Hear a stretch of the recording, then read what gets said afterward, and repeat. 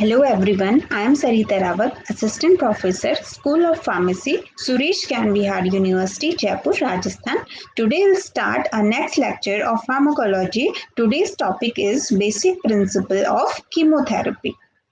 Now, learning objective of today's lecture is we will learn today basic principle of chemotherapy, goals of chemotherapy, history of chemotherapy, principle of antimicrobial therapy, classification of antimicrobials, future of antimicrobial therapy. Learning outcomes of today's lecture, you are able to know about basic principle of antimicrobial therapy, classification of antimicrobial therapy, what happened when the failure of antimicrobial therapy can occur. So upon the completion of today's lecture, you are able to know about all the basic information about chemotherapy and principle of chemotherapy. Now, what is chemotherapy? So, as you can see, chemotherapy is made up of two words, chemo plus therapy. So, chemo means chemical entity, substance that is derived from microorganism, and therapy means to cure anything. So, the use of drug or chemical entity, substance derived from microorganism with selective toxicity agent, in fact infectious virus, bacteria, protozoa, fungi and helminthe is called chemotherapy.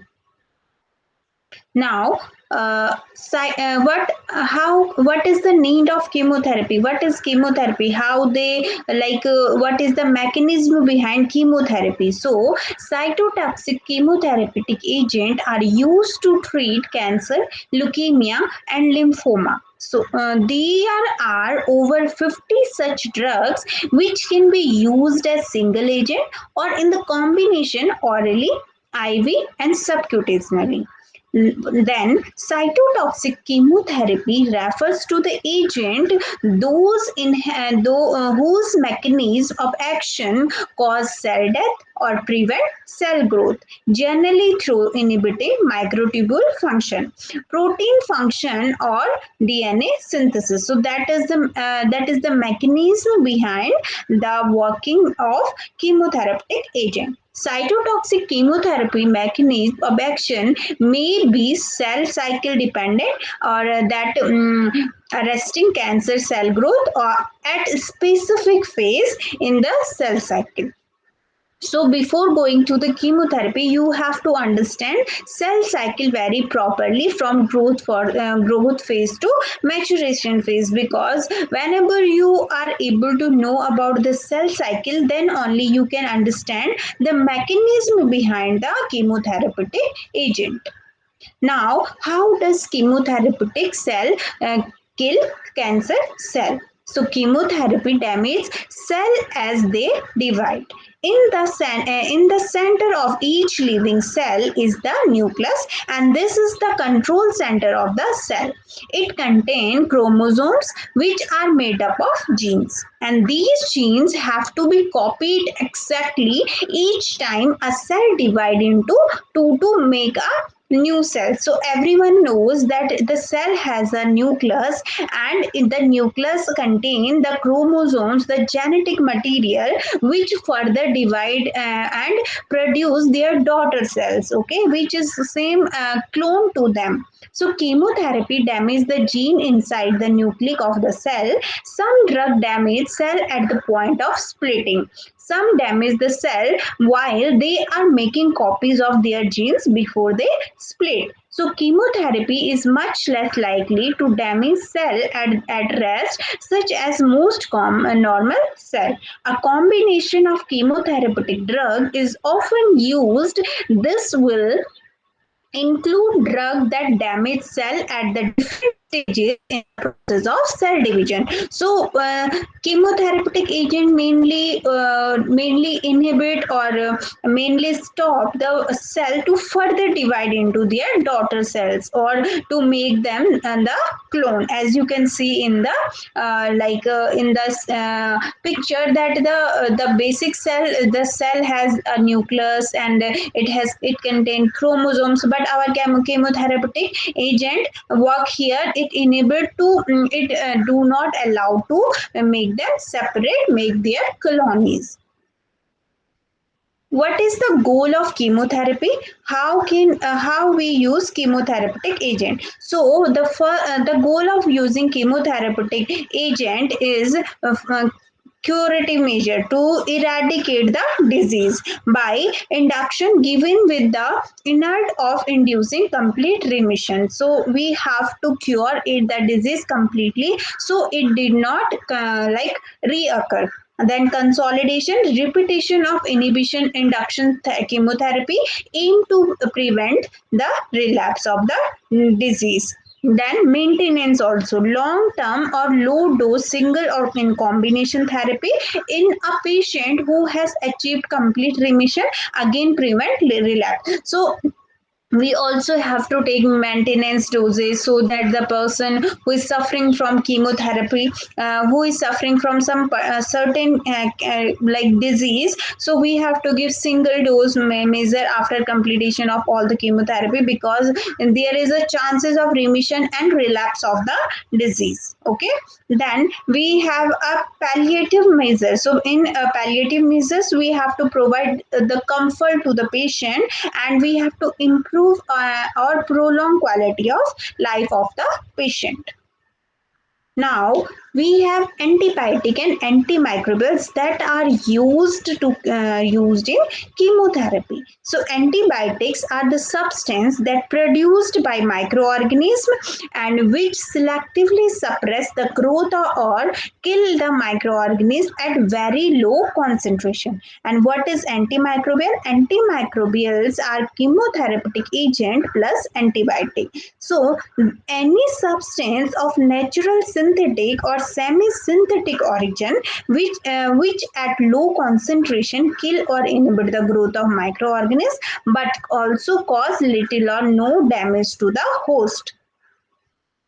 So now, before going in detail, we have to know about the history behind the chemotherapy.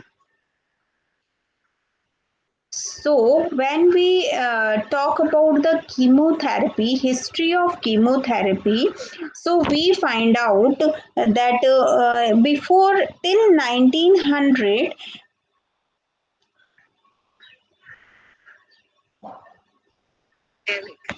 till 1900, before Alex period, Klumongra oil is used for leprosy treatment in Hinduism. And then chincona bark is also used to cure fever. Then mud curd is used by Chinese to cure boils. And then mercury is used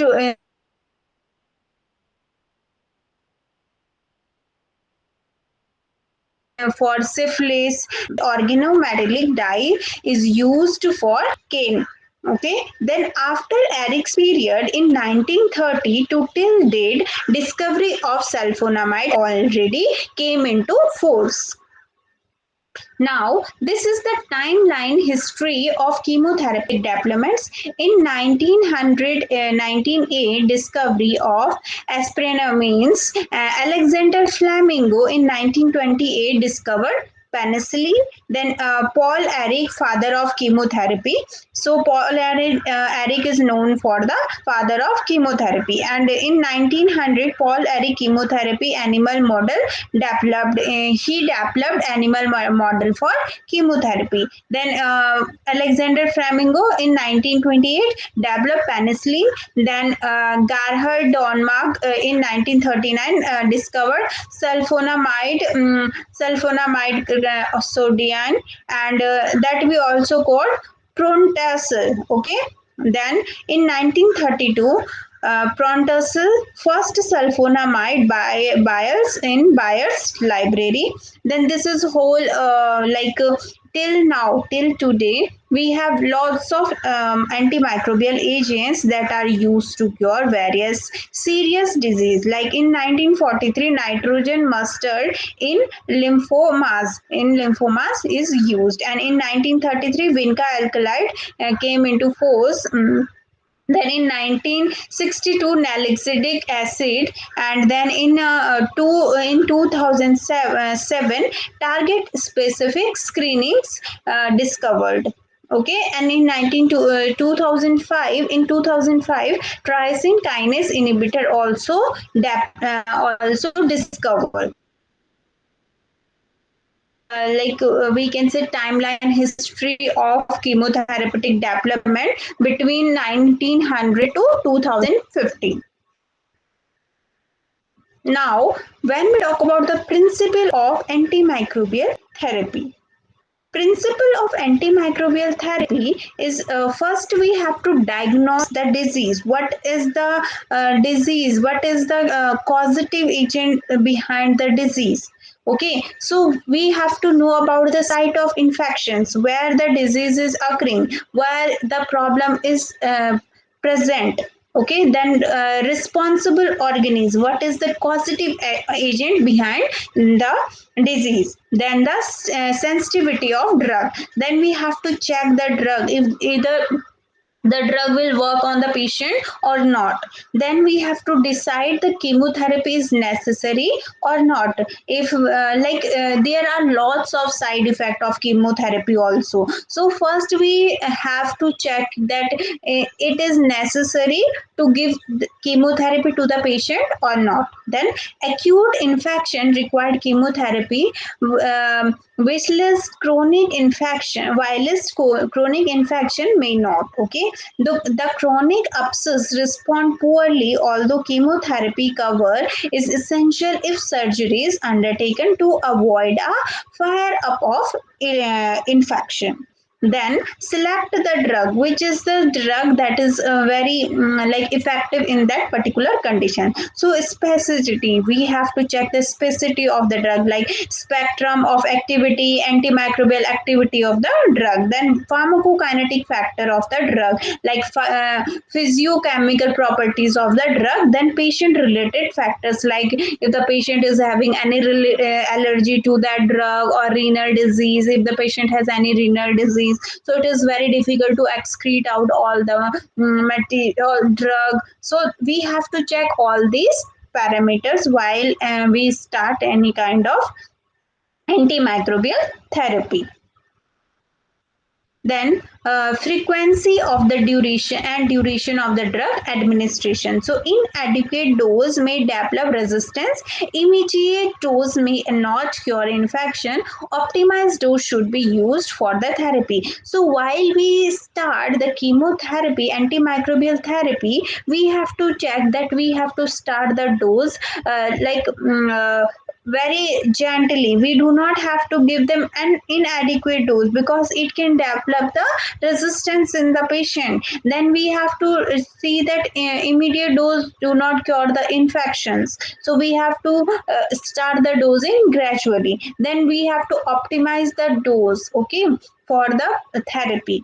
Then continue therapy. Acute infection treatment for 5 to 10 days, but some of the bacterial infections, expectations of this is like a typhoid fever, and tuberculosis, infective endocarditis, and after clinical cure and therapy is continued to avoid relapse. So whenever some of the infections are very acute, so they are treated in 5 to 10 days, but some bacterial infections are so long, so we have to treat our patient for long time, like in typhoid fever, in tuberculosis, so we have to give the therapy for long time, for months, for years, so that it did not relapse, or it did not come again, or it did not occur in the patient again.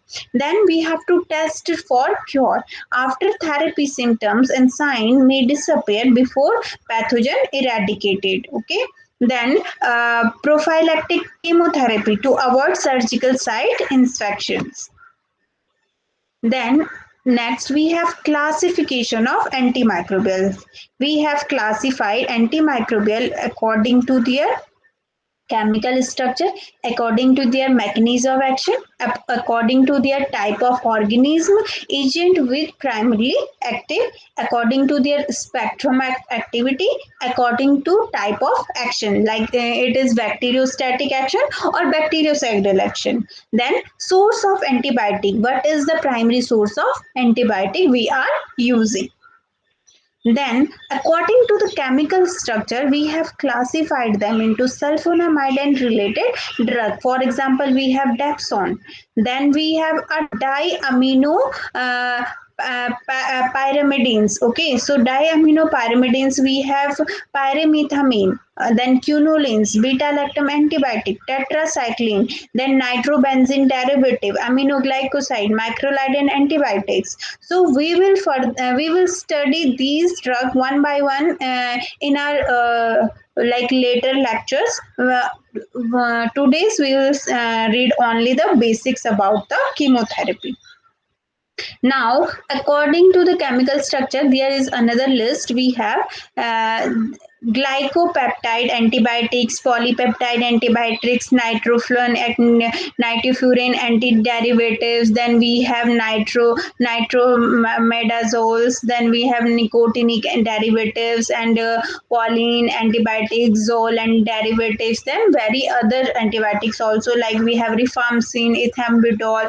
These drugs are mostly used in tuberculosis treatment. Okay.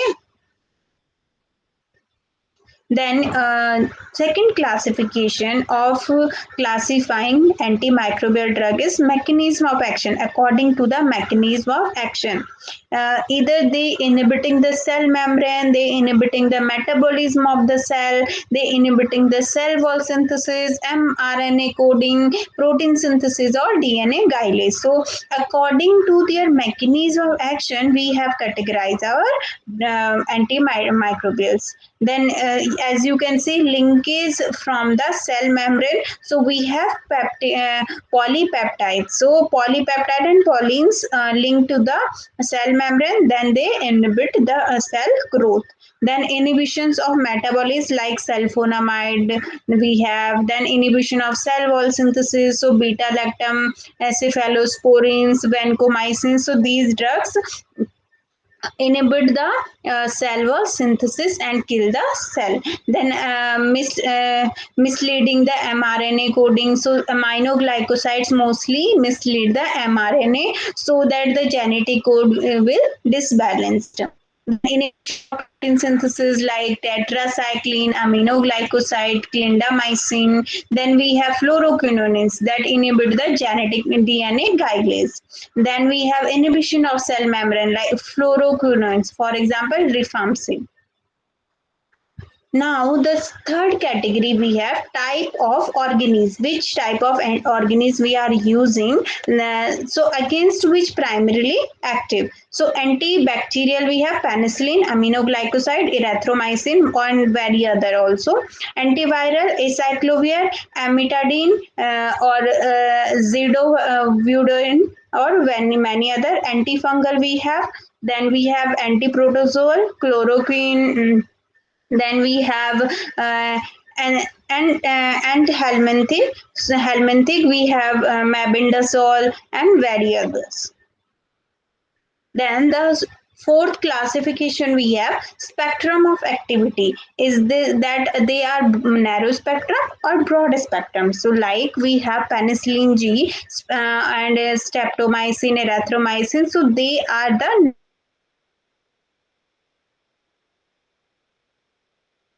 narrow spectrum. They are positive or negative. And we have then broad spectrum antibiotics like tetracycline, chloramfenicol. So they have effective against wide range of bacteria, both gram positive and gram negative. So we have classified them according to the spectrum of activity, broad spectrum and narrow spectrum. Now, the type of action, either they are bacteriostatics or bactericidal. So, first you have to know about what is bacteriostatic and bactericidal. So, bacteriostatics are the drug that inhibit the growth of bacteria like sulfonamide, tetracycline, chromophenical, and erythromycin, ethambutol. And bactericidal are the drug that kill the microbes. For example, we have penicillin, aminoglycoside, polypeptide, rifampicin, isoniazid, vancomycin, cephalosporin, metronidazole, and cotrimoxazole. So these we have also classified them according to their type of action. And we have also, like, you have to put this in mind that some drug act as a bacteriostatic in low dose and bactericidal in high dose, like we have sulfonamide and nitrofuran. Okay, then the another classification is based on source of antibiotics. What is the source of our antibiotic? Like if it is coming from the fungi, bacteria, or actinomyces. Like in the source of fungi, penicillin, we have cephalosporin, we have type of bacteria like polymyxin b, we have then cholesterol, or then actinomycetes, and so we have like macrolides, so many other chloromaphenicol. So we have classified them according to source of antibiotic. Then as you can see, problem with the antimicrobial therapy. So it can cause hypersensitivity reaction, drug resistance, toxicity, drug tolerance, and superinfection. So when we use antimicrobial therapy, it is very effective, but at the same time it can cause very other lethal effect also to the patient. So we will study one by one what is the toxicities that can occur, what are the problems that can caused by using antimicrobial therapy. So first is toxicity. So toxicity can be occur by local and systemic. So when we talk about local, so it extended side of administration. So it depends upon the mode of taking the therapy. Okay, like GIT irritation, pain, abscess formation at the side of intramuscular injections, thrombophlebitis of the injected vein. Okay, then in when we talk about the systemic toxicity, so dose related or organ related toxicity may happen.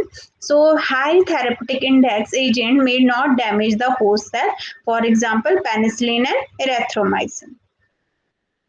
Now, systemic toxicity, the agent which have low therapeutic index inhibit more toxicity. Like in like those agent which who those agent which has high therapeutic index, they are, like we can say, safer to the host, but which have low therapeutic index, they can inhibit the particular organ also. Like aminoglycosides, they can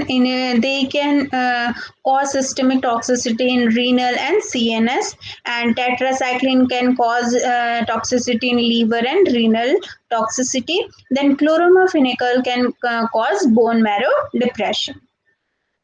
Now, what is systemic toxicity? Very low therapeutic index drug is used when no suitable alternative antimicrobial therapies available. Okay, so we can only use the drug those are causing systemic toxicity only when we do not have another options and we have to cure the patient. Like for example, vancomycin. So it can cause hearing loss, kidney damage, Radman syndrome. Okay, and polymyxin B, it also can cause neurological and renal toxicity. So as you can see, this is the side effect of vancomycin toxicity. This is the Radman syndrome. So we have to use these drugs only when we do not have any other options available, because they can cause very serious toxicities to the patient. Now, what is hypersensitivity reactions? So, all antimicrobials are capable to causing hypersensitivity reactions, and these reactions are unpredictable and unrelated to the dose. So, it mainly depend upon the patient and patient condition mostly. So, penicillin induced anaphylactic shock, that we also call prank skin test, we have to do it to avoid the hypersensitivity. So only the prevention for this is we have to take the testing. As you can see, penicillin induced hypersensitivity, anaphylactic shock. This is the anaphylactic shock. To avoid this, we can perform the sensitivity test before administering penicillin injection, so that we can know about that if the patient is susceptible to that drug or not. Like this. Then resistance. What is resistance? Unresponsiveness of a microbial agent, microorganism, to an antimicrobial therapy, and it's similar to the phenomena of drug tolerance. So resistance means when we have taken any antimicrobial therapy to cure any particular disease, okay, but the bacteria, the microorganism is not responding to that drug, means they are resistant to that. So the resistance may be natural and acquired. So natural resistance, some microbes have resistance to certain antimicrobial agent like gram-negative bacilli not affected by penicillin, and M. tuberculosis insensitive to the tetracyclines. So it is like recommended, do not use the resistance drug in the particular therapies. And for example, we do not have to use tetracycline to cure tuberculosis. Then the acquired resistance is development of resistance by an organism which was sensitive before due to the use of antimicrobial agent over a period of time. When we are acquired resistance means when firstly the bacteria or the organism is like so sensitive to that particular antimicrobial agent, okay, but as the time came or time passed, so it is not now sensitive to that antimicrobial therapy later. For example, streptococci and develop resistance to the penicillin, widespread use for more than 50 years. So gonococci quickly develop resistance to the sulfonamide in 30 years. Now, development of resistance. Resistance mainly developed by mutation or gene transfer. Mutation, what is mutation? Mutation is resistance developed by mutation is stable and heritable genetic changes that occur spontaneously and randomly among the microorganisms, usually in the plasmid. And mutation resistance may be single step or multi-step. So single gene mutation may confer high degree of resistance. For example, enterococci to the streptomycin, and multi-step mutation may modify the more number of genes that may decrease the sensitivity of antimicrobial agent to the pathogen. So it can be resistance can occur in the one step, two step, multi step. So it depend upon the type of the organism. As you can see, development of the resistance occur in these phases like gene transfer, infectious resistance from one organism to another organism, conjugation, transduction, and transformation. So in these steps, the resistance may develop. Development of resistance by gene transfer conjugation, cell to cell contact transmission, chromosomal or extra chromosomal DNA from the bacterium to another through sexually. The gene carrying the resistance or R factor is transferred only if other resistance transfer factor RTF is present. So this will frequently occur in the gram negative bacteria. And then the non pathogenic organism may transfer R factor to the pathogenic organism, which may become widespread by the contamination of food, water, and the multi-drug resistance has occurred by the conjugation. So, chlorophenol resistance to typhi bacilli, penicillin resistance to Haemophilus gonococci, and streptomycin resistance to the E. coli. Development of resistance by gene transfer transaction. Transfer resistance gene through the bacteriophage bacterial virus to the another bacterial of the same species. For example, transmission of resistance gene between strains of streptococcal and between the strains of streptococci. Development of resistance, it will occur in the natural condition, bacteria taking up naked DNA from its envelope and incorporating into the genome through the normal crossover mechanism. So as you can see in the particular picture, the transformation bacterial cell, bacterial chromosomes transferring into the another another normal crossover mechanism. Okay, then the next is drug tolerance. What is drug tolerance? So loss of affinity of target biomolecule of the microorganism with particular antimicrobial agent. For example, penicillin resistance to the pneumococcal strain and alteration of penicillin. You can see the particular side of drug is this. Okay, but changing in the proton coagulations lost the affinity and it will not work properly. Then super infection. What is super infection? A new infection occurring in a patient having a pre-existing infection. So super infection are most difficult to treat. So a person is already suffering from a particular disease and we are taking antimicrobial therapy for that, but after taking it can also develop a new kind of infection, so that is called super infection.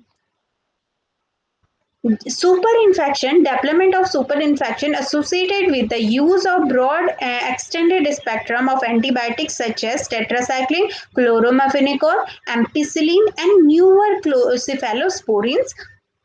Superinfection are more common when host defense is compromised, and superinfections are generally most difficult to treat. Bacterial superinfection in viral respiratory disease, infection of a chronic hepatitis B, carrier with the hepatitis D virus, penicillin. Tazobacterium may can cause superinfections with candida.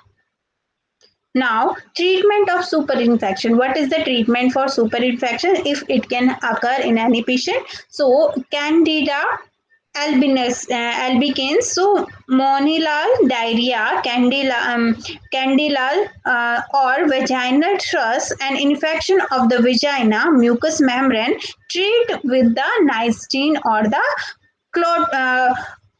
clotrimazole. Okay, so resistance of streptococci can be treated by the coccinellin or the congenus. Okay, then in the with the pseudomonas, if any infections can occur, super infection can occur of the pseudomonas. So urinary tract infection treat with the carbamazepine, piperacillin or the gentamicin. Then the super infection minimized by using specific narrow spectrum antimicrobial agent wherever possible. Avoid using, do not use antimicrobes to treat self-limiting or untreatable viral infection. Avoid prolonged antimicrobial therapy. So these are some treatment measures and then precautionary measures to cure the super infection. Now, choice of an antimicrobial agent. How can we choose a specific or a good antimicrobial agent? So we have, it can depend on the patient related factor, drug factor, organism related considerations. Now, choose of an antimicrobial agent. First one is patient related factor. So patient age. Chloramaphenol produce gray baby syndrome in newborn tetracyclines deposition in teeth and bone marrow the age of 6 years. So we have to check out if the patient is like which age, and if the patient is suffering from other comorbidities or this. Then renal and hepatic function, aminoglycoside, vancomycin, renal failure, erythromycin, tetracycline, and liver failure. Then drug related patient factor, history and known antimicrobial agent allergy should be obtained, like syphilis patient allergy to penicillin. Drug of choice is tetracycline. Fluoroquinone cause erythroma multiflomate. Then impaired host defense. So these are some patient related factor. Now drug related factor, like in pregnancy, so all antimicrobial agents should be avoided in the pregnant woman. Mainly cephalosporins and erythromycins are safe, while safety data on other most other is not available till now. Then the genetic factor, primaquine, sulfonamide fluoroquines likely to produce hemolysis in G6PD deficient patient. Then organism related considerations, a clinical diagnosis should first be made and the choice of the antimicrobial agent selected. Clinical diagnosis itself directs choice of antimicrobial agent. Choose to be based on the bacteriological examination and bacteriological sensitivity testing. Then the drug factor. Drug factor is spectrum of activity, narrow spectrum or broad spectrum, type of activity, sensitivity of the organism, relative toxicity, pharmacokinetic profile of the drug, route of administration of the drug, and also the cost effectiveness of the drug to the particular patient. Then combination of antimicrobials, so we have some combination of antimicrobials also, like it is used to achieve the synergism effect, like rifampicin and isoniazid for tuberculosis, to reduce sensitivity or incidence of adverse effect, like amphotericins b, rifampicins enhance the antifungal activity of amphotericin b. Then to prevent resistance, like rifampicin and cephalofloxacin prevents the Staphylo aureus resistance for the cephalofloxacin. Okay, to broaden the spectrum of antimicrobial actions, so cotrimoxazole and trimethoprim or sulfonamide combination is cotrimoxazole. So it is used to broaden the spectrum of antimicrobial action, so that like it can give better results. Now, what are the prophylactic use of antimicrobials? So, prophylactic use of antimicrobials, prophylaxis against specific organs like cholera, tetracycline prophylaxis, malaria for the travelers to endemic area may take chloroquine and mefloquine, and prevention of the infection in the high risk situation, prophylaxis of surgical site infections, prophylaxis against specific organ, prophylaxis of infection in the higher risk situation, prophylaxis of surgical site infection. So before going to anywhere, before going to any surgery, if we're suffering from any particular kind of infection, so we have to check all the prophylactic measures for the super infections, for another hospital acquired infection, so we have to check all these precautionary measures. Now, failure of antibiotic therapy. What is the antimicrobial therapy? What is the reason behind failure of antimicrobial therapy? So as you can see, the first is improper selection of antimicrobial agent, dose, route or duration of treatment.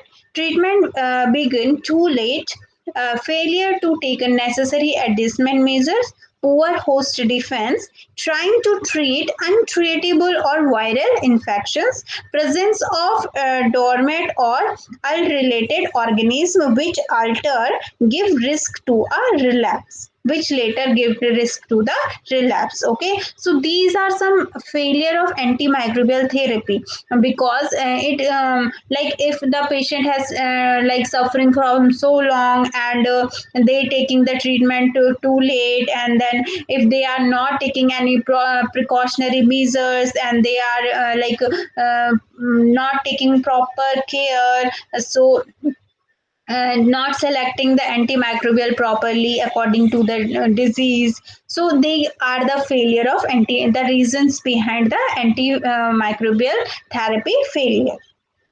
Now we have concluded some common side effect classification, like onset, immediate, short term, and medium to long term, and time also, and side effect by which drug. So as you can see, for example, immediate action can occur within 30 minutes of administration of the antimicrobial agent. So it can cause venous pain and hypotension, hypersensitivity reactions, anaphylaxis, abnormal taste and smells. Abnormal, like we are not able to smell properly like this.